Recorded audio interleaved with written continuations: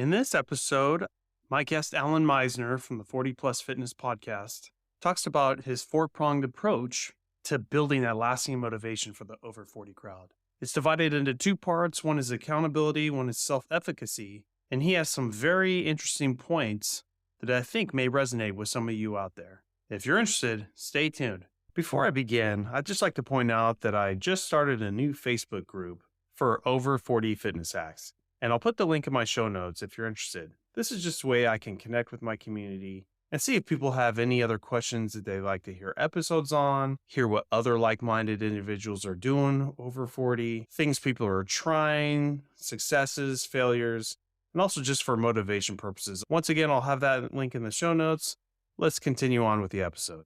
This is part 2 of 3 of an interview I did with Allan Misner from the 40 Plus Fitness podcast. Well, Allan, I think our next topic we want to talk about motivation, and you had a cool slogan for it. So I'll let you talk about that and we'll piece it together. Okay, cool.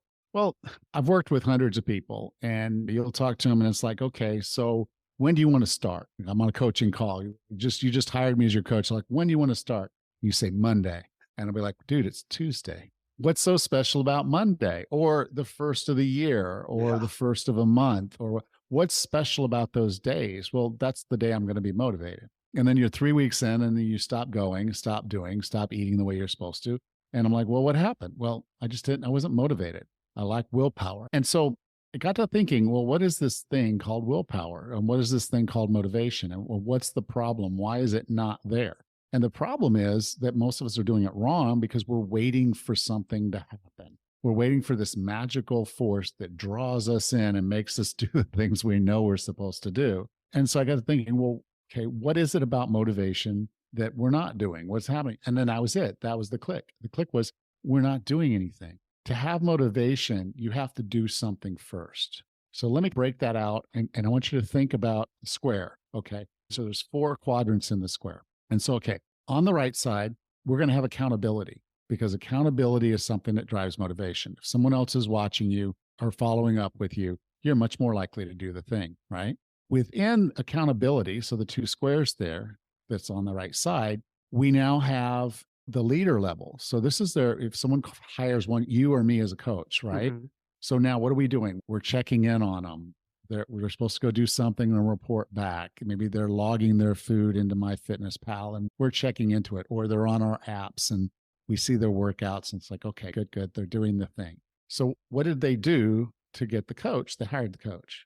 It's really easy, actually, really easy to get that leader level.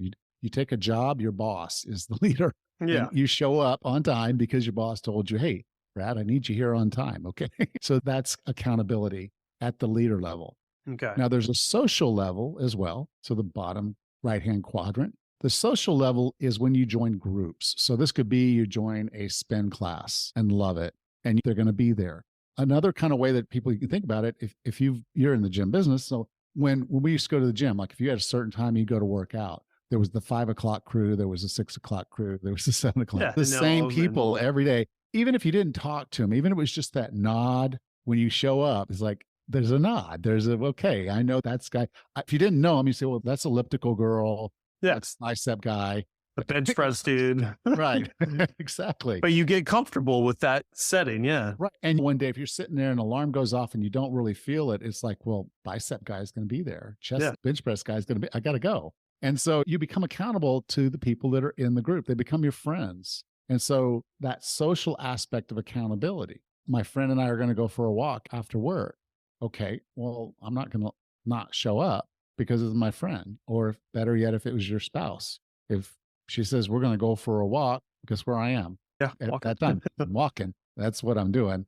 And so there's the accountability on the social level. Again, pretty easy to do. You just have to join a group, but you have to do the thing first. Those don't just happen. They don't roll into your life. Coach is going to say, hey, kid, come over here. I'm going to help you out.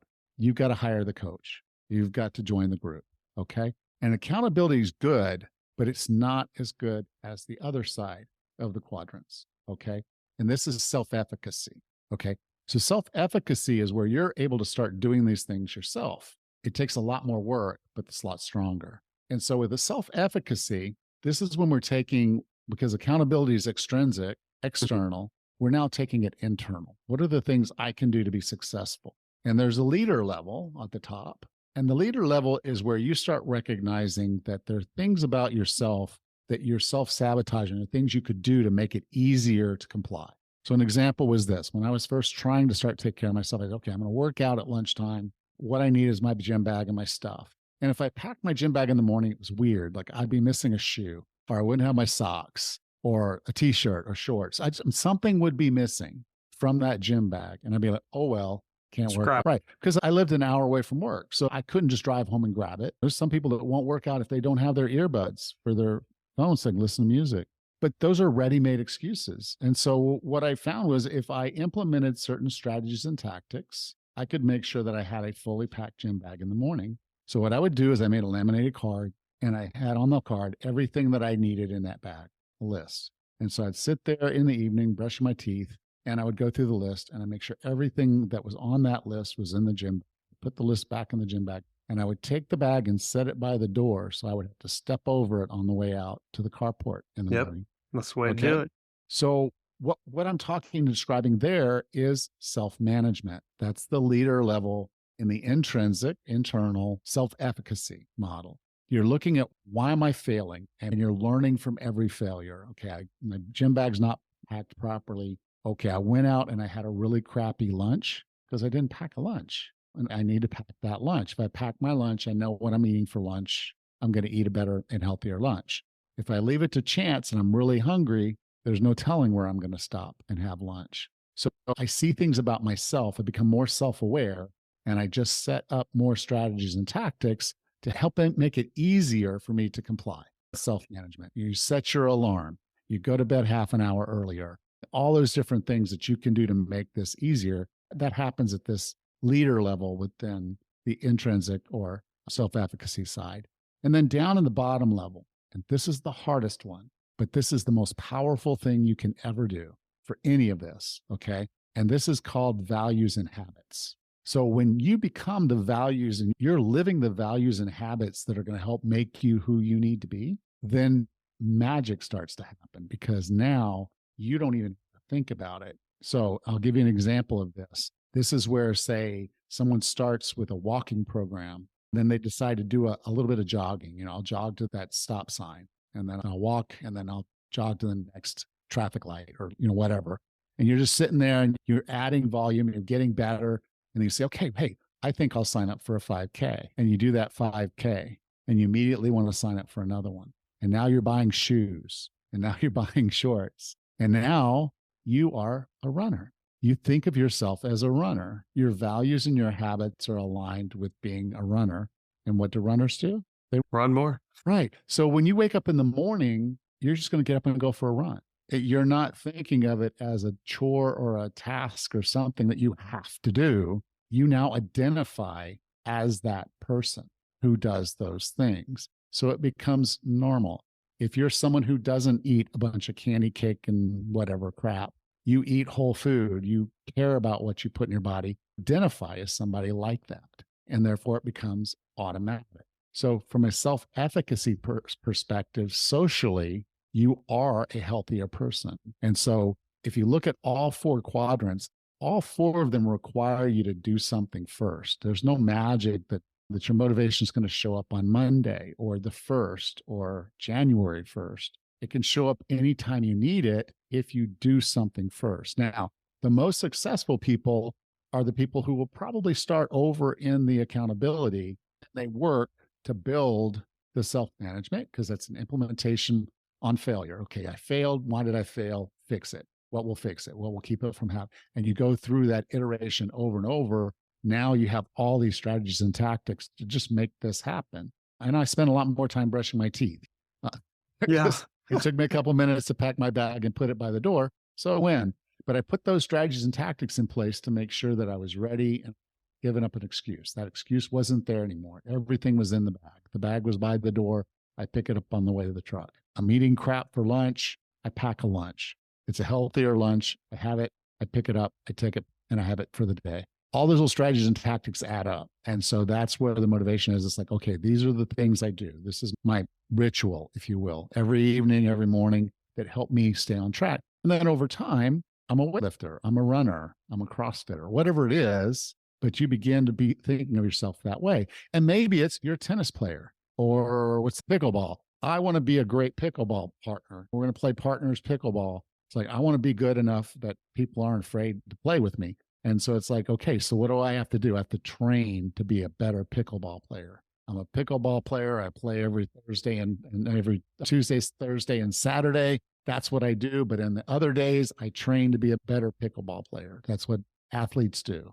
Yeah. And so you see how if you got your foot in all of these areas, maybe I'm not so good at pickleball because I didn't even know what the sport was. But what I might want to do is hire a coach and say, look, I need to probably work on my balance and agility because I'm going to be running in ways that I'm moving in ways that I don't normally move. Most of the time when I walk and run, it's forward. But sometimes you got to go backwards. Someone's going to decide I might want to hire a coach to help me build some of those skills. And of Yep. course, I want to practice pickleball with people. So have some people around me that we play pickleball together. Plus, I'm going to have the partner if I'm going to play partners. And so if you've got pieces in all four quadrants, you've pretty much built yourself perpetual motivation. Yeah.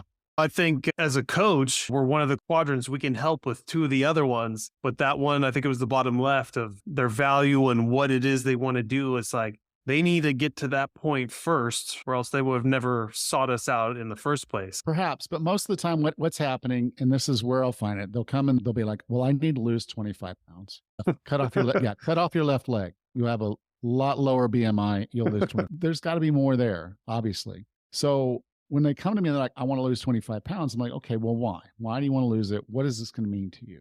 And then that's usually where we get into that fit for task thing. There we go. It's like, well, my doctor says I've got diabetes. My uncle lost his foot. My grandfather lost his kidney, dialysis, and I don't want to go out that.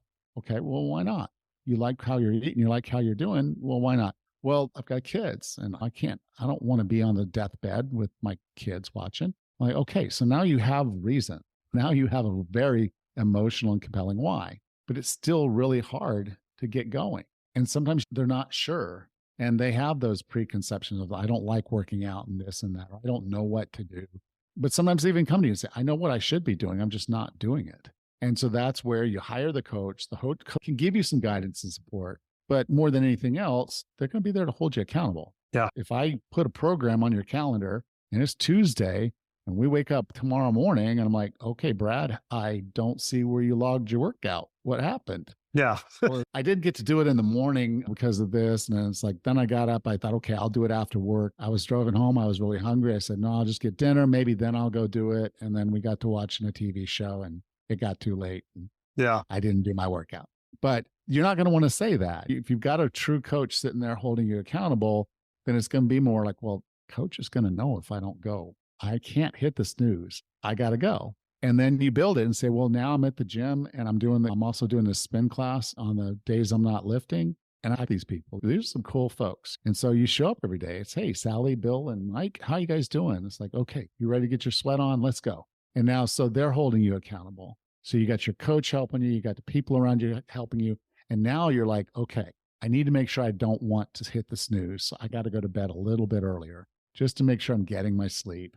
And then it'll be easier to get up when that alarm goes off. Yep. So it's just setting the alarm for half an hour earlier. And then at some point, they're going to feel what it feels like to have that rush of working out, that kind of drug-like effect. But a lot of people need that help to slowly get there. And then they're like, okay, it's warming up. I want to do my mountain biking again. It's been years since I felt confident and strong enough on a bike that I could do that. So I'm going to buy another bike because I sold the other one. And now I'm going to start doing this on the weekends. And now what? They're a mountain biker. I know, okay, my coach is helping me get stronger, getting my legs stronger and able to generate more power. I'm doing the spin class during the week and that's helping. And then I'm setting these different things in play. I know, like, if I work on my food and I eat a certain way, I'm going to feel better and I'm going to lose weight. That's going to make the mountain biking even easier. And now I'm a mountain biker training like an athlete to be who I'm supposed to be. Yep. That's perfect. That's the mindset you need. Thank you so much for listening to this episode, everyone. And I just wanted to say that if anything from this episode resonated with you and it makes you think of somebody, please share and help someone out. I do a lot of variety of topics, and not everything I say works for everyone, but there is going to be that one episode that makes you think of somebody that could help. So I really appreciate it. And just off of looking back the last 3 years of all the episodes I've done, I think three really stand out that I think could help a lot of people. And that's episode 71 with Dr. Amy, where we go into diaphragmatic breathing and how that can really help with your pain levels and did for me. Episode 195, I had Tim Kelly on and we really dove deep into microminerals and how important that is and how horrible the American diet is. And the third being episode 292, a more recent one, where I talk about the 3 tips I would do to help out your lower back. And one of those is just a simple YouTube video that my chiropractor gave me that just took me to the next step of lowering my pain, giving me more range of motion. And I just want to put that out there to check those out if you're having any of these issues. And like I said, thanks for listening. If you'd like a little bit of help checking out your diet and your current routine, I'd be happy to help.